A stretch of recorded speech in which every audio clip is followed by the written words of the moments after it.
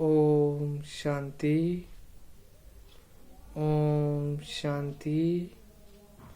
ओम शांति। मेरा नाम बीके पराग गुप्ता है। आज मेरा परम सौभाग्य है कि आज मैं आपके सामने अपने ब्राह्मण जीवन का एक्सपीरियंस शेयर करने जा रहा हूँ। मेरा जन्म सन 2000 में हुआ। ये मेरी खुशकिस्मत थी या मेरा भाग्य था कि मेरा जन्म उस परिवार में हुआ जो पहले से ही ज्ञान में चलता था। मेरा लौकिक परिवार मेरा जन्म होने से पहले ही इस ज्ञान मार्ग में चलता था, इसलिए ज्ञान मार्ग के बीज मेरे में पहले ही पड़ चुके थे। इसलिए हमें इस ज्ञान मार्ग को तलाश करने की जरूरत नहीं पड़ी। परंतु छोटी उम्र होने के कारण हमें ज्ञान मार्ग की इतनी अनुभूति नहीं थी, इतनी समझ नहीं थी कि ये ज्ञान मार्ग है क्या। परंतु अपने लौकिक परिवार के साथ हर रोज हर संडे हम बीके सेंटर पर जाया करते थे। उधर मुरली सुनना करते थे, दीदियों से हमारी दादियों से मिला करते थे। परंतु ये नहीं पता था कि इस ज्ञान मार्ग के पीछे राज क्या है, कि हम कौन हैं। बस बचपन से लौकिक परिवार ने ये बता दिया था कि तुम एक आत्मा हो और वो एक परमात्मा है।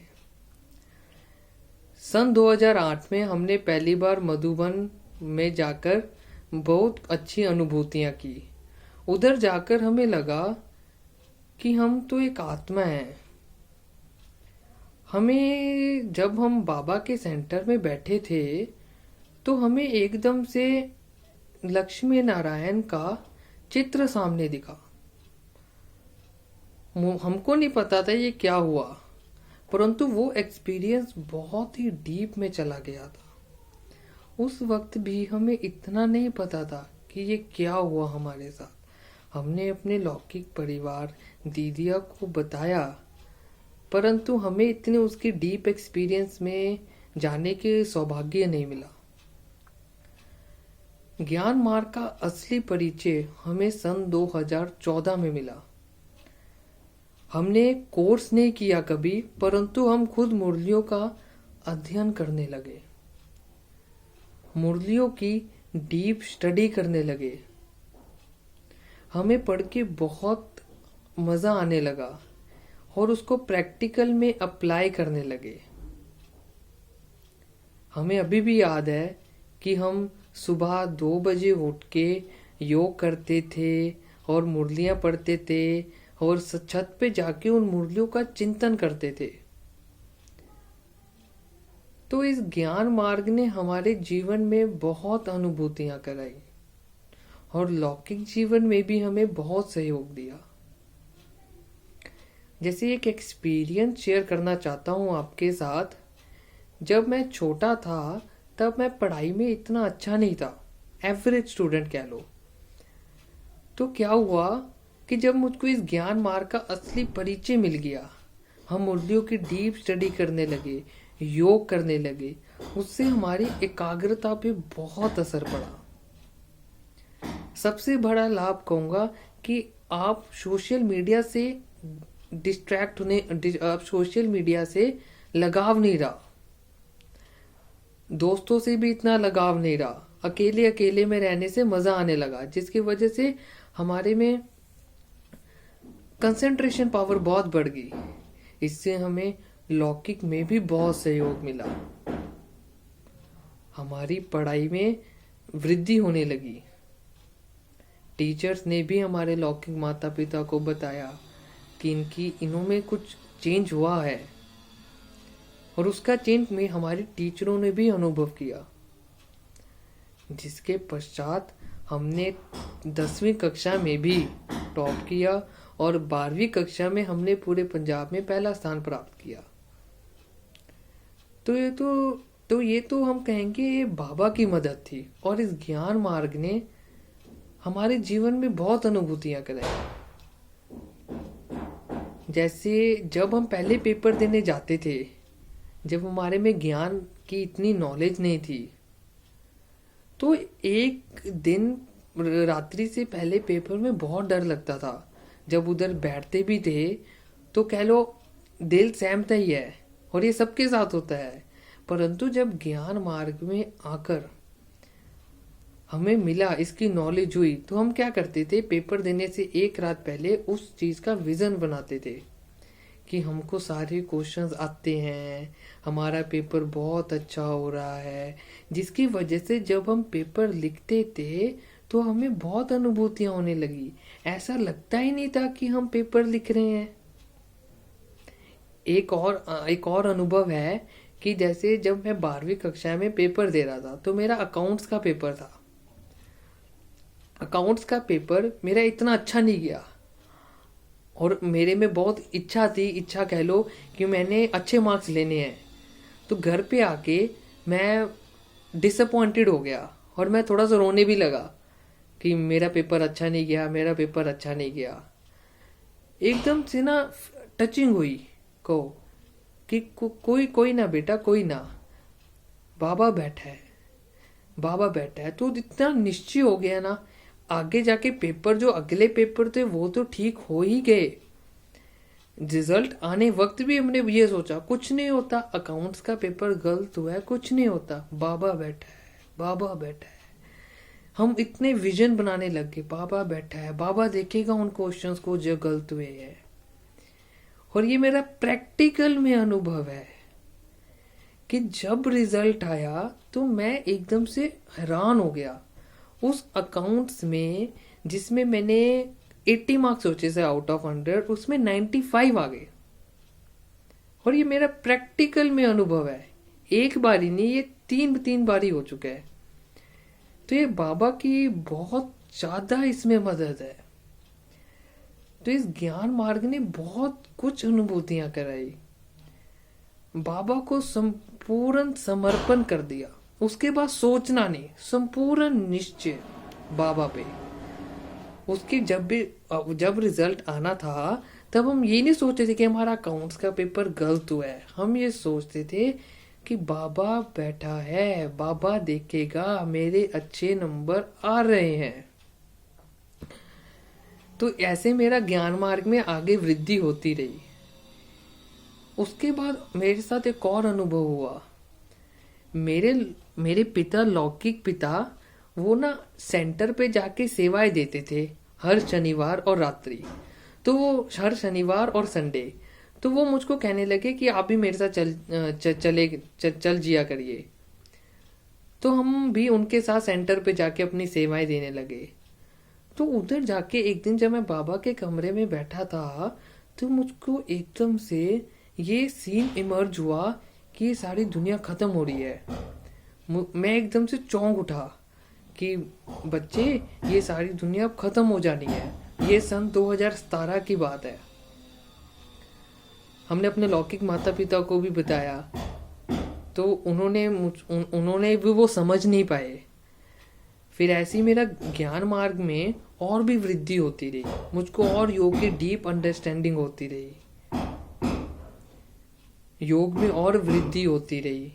जैसे अमृत वेला, खुद उठ जाना, धारणाएं, जो मेरा एक्सपीरियंस, प्रैक्टिकल एक्सपीरियंस है कि जो ये बाबा ज्ञान मार्ग की धारणाएं हैं वो मेरे बहुत ही सहज से अपना ली।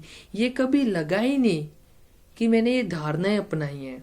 मुझको लगता था ये धारणाएं मुझ में है ही, तो मुझको ये बिल्कुल भी नहीं लगा कि बाहर का नहीं खाना, आपको स्वच्छ रहना है, पवित्र रहना है। ये कुछ ऐसा कभी लगा ही नहीं, क्योंकि मेरे अंदर से डीप फीलिंग आती थी कि ये तो मेरे जीवन का पार्ट है। तो कभी कभी ऐसे मुझको हुआ ही नहीं कि ये, जैसे लोग कहते हैं कि धारणाएं अपनाने में डिफिकल्टी होती है, तो मेरा ऐसा एक प्रैक्टिकल एक्सपीरियंस रहा। मुझको ऐसा कभी लगा ही नहीं कि मेरा ये धारणाएं मैंने अपनाई है। मुझको ऐसा अभी तक ऐसा लगता है कि ये धारणाएं मुझ में है। अभी भी मुझको लौकिक लौकिक इन द सेंस जो मेरा दुनिया वाले कहते हैं, दोस्त कहते हैं, रिश्तेदार कहते हैं कि आप बाहर का नहीं खाते, आप लहसुन प्याज नहीं खाते, आप खाया करें, ऐसी जिंदगी नहीं निकलती, तो मुझे उनकी बातों का इतना फर्क नहीं पड़ता, क्योंकि मुझे लगता ही नहीं मैंने धारणा ही अपनाई है। मुझको तो ऐसे लगता है कि धारणा मेरे में पहले से ही है। फिर 12वीं के पश्चात हमने सीए कोर्स करना चाहा, हमने सीए में एनरोल करवाया। सीए में भी जो सीए का फर्स्ट लेवल है, सीए फाउंडेशन, उसमें हमने ऑल इंडिया रैंक 13 पाया। पूरे इंडिया में 13वीं स्थान पर हमारा रैंक आया। तो ये बाबा की इसमें बहुत बहुत बहुत मदद रही। पेपर्स को प्रेपरेशन करना, जैसे लोग कहते हैं कि स्टडी के साथ साथ योग नहीं होता, मैं कहता हूं अगर आप अपना टाइम टेबल बनाएंगे अच्छी तरह से, तो इस स्टूडेंट लाइफ में इन कॉम्बिनेशन विद ब्राह्मण life is the most beautiful thing that can one experience. अब जैसे जो जो बंधन में फंसे हुए हैं उनकी तो बात समझ में आती है, लेकिन जो हम स्टूडेंट लाइफ है हमारी और ब्राह्मण लाइफ साथ साथ में जीना is the most beautiful experience.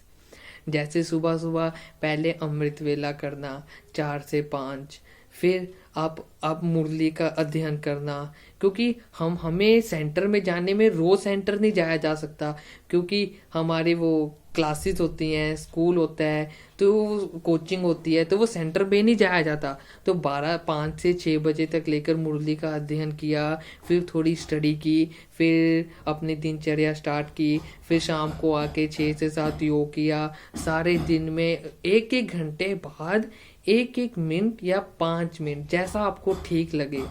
ये इतनी अच्छी विधि है, ये आपको इतनी कंसंट्रेट करके रखेगी अपनी स्टडी में कि हर 1 घंटा जैसे ही बीता, आप 1 मिनट या 5 मिनट उस सुप्रीम सोल के पास कनेक्ट हो जाएं। अब लोग पूछते हैं कि कनेक्ट कैसे होए। अगर तो आप इस ज्ञान मार्ग में चलते हैं, तब तो आप योग कर ले बाबा के साथ कि मैं एक आत्मा हूँ और वो परम पिता परमात्मा है, और जो भी मैं लौकिक कार्य कर रहा हूँ, चाहे मैं पढ़ाई कर रहा हूँ, वो बाबा देख रहा है, बाबा बैठा है। मुझे कुछ नहीं देखना, मैं तो एक निमित्त हूँ।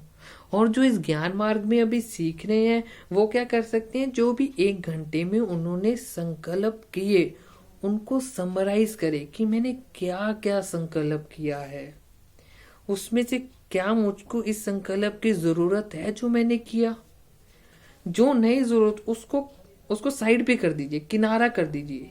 इससे आप देखेंगे कि आपकी जो ब्रेन की एनर्जी है ना, वो 1 से 4 गुनी हो जाएगी। ये मेरा प्रैक्टिकल एक्सपीरियंस है।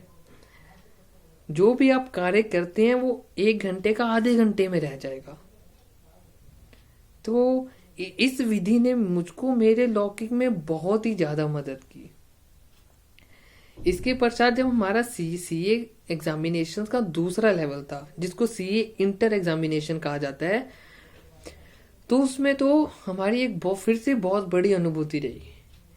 हम सीए एग्जामिनेशन में 2 ग्रुप दे रहे थे इकट्ठे, जो लोग कहते हैं कि बहुत डिफिकल्ट है।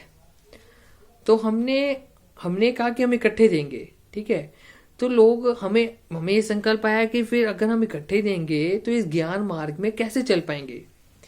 तो उसकी वजह से हमारे ज्ञान मार्ग पे फर्क पड़ा, योग कम हुआ, क्योंकि हमारे पास टाइम इतना नहीं रहता था। कोचिंग रहती थी सुबह 7 से लेके शाम के 6-7 बजे तक, फिर आके घर पे पढ़ना। लेकिन हमने ये नहीं किया कि इस ज्ञान मार्ग से हट के, नहीं, रोज अमृत वेला उठना ही है 4 से 5, और 5 से 6 मुरली का अध्ययन करना ही है। उसके पश्चात अपने लौकिक कार्य में आ जाओ, और 1-1 घंटे बाद 1 या 5 मिनट ट्रैफिक कंट्रोल कहो या अपने संकल्पों को स्टॉप करना ही है। ये ऐसी विधि है जो आपको इस ज्ञान मार्ग के साथ जोड़ के रखेगी, और ये ऐसी विधि है, मैं कहूं कि आपको आपके पुरुषार्थ को बहुत आगे बढ़ाने में हेल्प करेगी। चाहे लोग अमृत वेला कर लें, चाहे मुरली का अध्ययन कर लें, परंतु जो ये दिनचर्या में अगर हमने अपने संकल्पों को स्टॉप नहीं किया तो हम जब जब संध्या हो जाती है तो हमें ये इतनी शक्तियों का अनुभूति नहीं रहेगी। परंतु अगर हम 1-1 मिनट या 5-5 मिनट अपने संकल्पों को स्टॉप करते हैं तो हमारे पुरुषार्थ, हमारे लौकिक जीवन में बहुत वृद्धि होगी। और सी इंटर एग्जामिनेशन में यही मेरा ऐसा हुआ कि जैसे एक मेरा पेपर था कॉस्टिंग, वो मेरा इतना ही गंदा हुआ कि हमको लगा कि हम पास भी हो जाएंगे। तो उसमें आके तो मैं बहुत ही ज़्यादा डिसअपॉइंट हो गया, बहुत ही ज़्यादा डिसअपॉइंट। मेरे अगले पेपरों पे भी इफेक्ट पड़ा।